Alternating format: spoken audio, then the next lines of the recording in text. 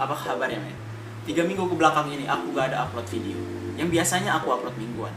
Tapi itu sepertinya tak benar juga. Karena aku juga mengupload beberapa video animasi singkat yang aku buat dan aku upload di Shorts YouTube dan di Reels Instagram. Tetap saja kayak ada yang mengganjal di dalam hatiku karena nggak buat video panjang seperti ini. Kenapa? Karena aku kena penyakit men. Penyakit parah. Paling parah untuk konten kreator seperti itu. Kehabisan ide. Asli, ketika aku kehabisan ide, aku bingung apa yang harus ide.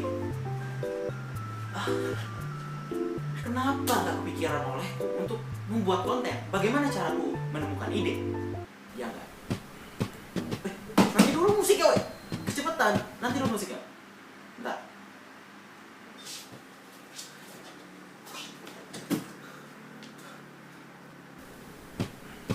Cuacanya cerah kayaknya men. Buat video di luar sabi kali. Gas. Fly me to the moon, let me play among the stars. Let me see what spring is like on Jupiter and Mars. In other words, please be true. In other words, I love you. Tidak ada yang datang entah dari mana. Proses awalku dalam menemukan ide tidak dapat kulakukan hanya duduk diam, bengong, dan ngelamun saja menunggu inspirasi itu datang. Aku harus mencari ide keren itu sendiri. Dan apabila ide keren tak kunjung datang pun, aku juga tidak akan menyalahkan diriku dan stres karena tidak dapat menemukannya di dalam kepalaku ini. Prosesku dalam pencarian ide biasanya aku dapatkan melalui 2 cara. Yang pertama adalah melalui keresahan dan mencari referensi atau inspirasi itu sendiri. Melalui proses ini, itu nggak terlalu sulit bagiku. Karena aku secara garis besar sudah dapat ide yang kupunya melalui keresahan ini. Jadi yang kulakukan tinggal mengembangkan ide ini. Membuat premis, mencari poin-poin penting isi video, nyelipin jokes, menyiapkan dan menyempurnakan naskah, terus syuting. Gak sulit kan buat video? Gampang, iya gampang. Proses yang malesin adalah proses satunya ini men. Aku males banget di situasi dimana aku harusnya udah buat video, tapi aku belum ada ide dan konsep video apa yang akan kubuat. Inilah yang kadang membuatku nggak upload video, karena proses ini tuh sulit, lama, dan malesin banget. Karena belum ada ide yang kutemukan. Jadi, aku harus mencari idenya terlebih dahulu dengan menelusuri internet lagi. Kebanyakan sih dari nontonin video YouTube, film, dan kadang-kadang juga dari baca buku ataupun baca web. Nah, biang keroknya tuh di sini. Aku mudah banget terdistraksi ketika dalam pencarian ide ini. Aku dengan santainya keenakan dan kebablasan yang membuat diriku berakhir menunda. Oh, gampang. Ini besok aja bisa. Ini habisin dulu lah, tanggung.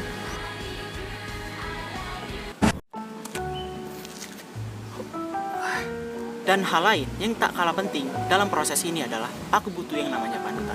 Sebelum akhirnya memutuskan untuk punya channel YouTube, tentu saja aku punya orang yang aku idolakan terlebih dahulu, hingga akhirnya menginspirasiku untuk mengupload video juga di YouTube. Aku belajar banyak dari mereka dengan meniru ide dan bagaimana cara mereka dalam membuat video. Tanpa meniru dan mencoba seperti mereka, aku tidak akan bisa menghasilkan apapun dan menjadi seperti sekarang ini, punya ciri khas videoku sendiri. Lu tahu Mbappe, The Beatles, Kobe Bryant? Sebelum terkenal, mereka awalnya juga meniru sesuatu yang mereka idolakan. Mbappe meniru gaya bermain Ronaldo, The Beatles memulai perjalanan band mereka sebagai coveran band dengan meniru penyanyi-penyanyi lain, dan Kobe Bryant juga awalnya menonton teknik dan gaya bermain pemain-pemain idolanya sebelum akhirnya punya teknik atau gayanya sendiri. Seperti yang dikatakan Yohji Yamamoto, salah satu kutipan dari buku yang baru selesai kubaca baru-baru ini, Still Like an Artist by Austin Kleon. Start copying what you love. Copy, copy, copy. At the end of the copy, you will find yourself. Kayaknya udah siang boy. Pulang ya.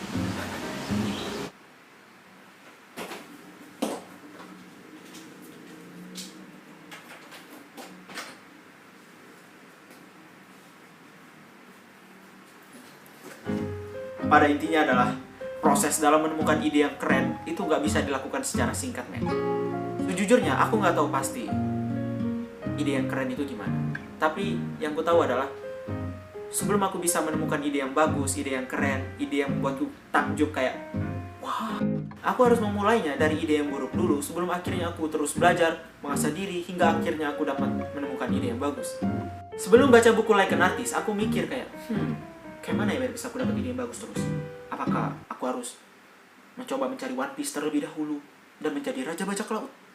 Yang mana itu malah membuatku terbebani. Kalau aku harus terus-terusan untuk membuat konten yang bagus, ini malah menyebabkan masalah bagiku.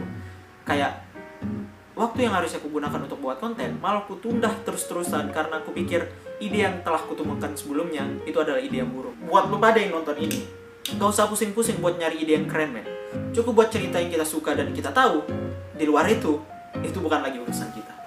Tapi ada yang benar-benar ingin ku katakan kepada kalian. Serius, kita telah berhasil menembus 650 subscriber, guys. Sedikit lagi melewati jumlah subscriber dari channel pertamaku, sekitar 700-an. Makasih banyak. Arigatou gozaimasu. Kamsahamnida. Sarangi. Salam ucap sih. Kita rayakan lagi di 1000 subscriber. Males lah menjadi males. Sampai jumpa di video berikutnya. Bye. Never thought that you would be standing here so close to me. There's so much I feel that I should say.